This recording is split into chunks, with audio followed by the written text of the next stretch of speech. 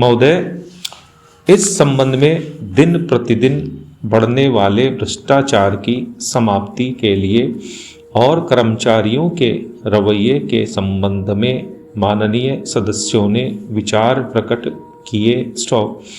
मैं समझता हूं कि इससे कोई समझदार व्यक्ति इनकार नहीं करेगा कि भ्रष्टाचार को प्रोत्साहन नहीं देना चाहिए। स्टॉप।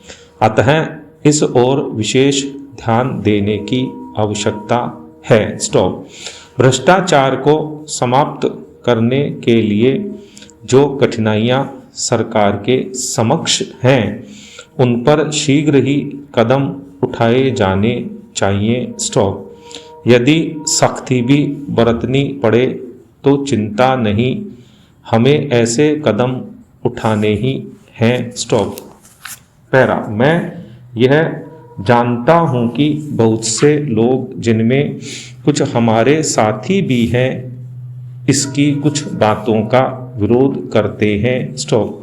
परंतु यदि हम देश की उन्नति चाहते हैं, यदि हम देश को आगे बढ़ाना चाहते हैं और विशेषकर यदि आप समाजवादी ढांचे के आधार पर, जिसको कि कांग्रेस ने देश के लिए निश्चित किया है, इस देश की व्यवस्था करना चाहते हैं, तो हमारे लिए आवश्यक है कि हम इस तरह से कदम उठाएं कि जिससे लोगों को अपनी जीविका सुंदर ढंग से कमाने के लिए साधन जुट जाएं। स्टॉप।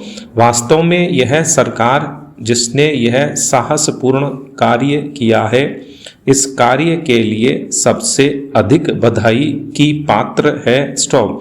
जो लोग यह आशा करते हैं कि हर एक काम उस ढंग से होना चाहिए जिसके लिए गांधी जी हमसे कहा करते थे, और जैसा कि अभी हमारे एक साथी कह रहे थे कि जिस तरह से सरकार ने इस संबंध में व्यवहार किया है, वह गांधी जी की नीति के अनुसार नहीं था। स्टॉप।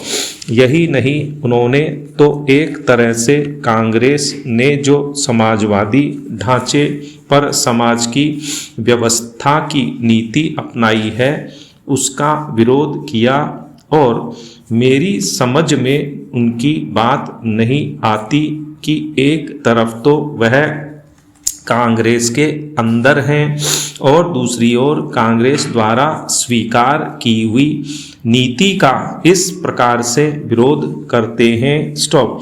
मैं समझता हूं कि वह इस बात को भी जानते होंगे कि कांग्रेस द्वारा इस नीति को स्वीकार कराने वालों में अधिकतर वे ही लोग हैं जो गांधी जी के अनुयायी हैं और उनके सिद्धांतों में विश्वास रखते हैं। स्टॉप।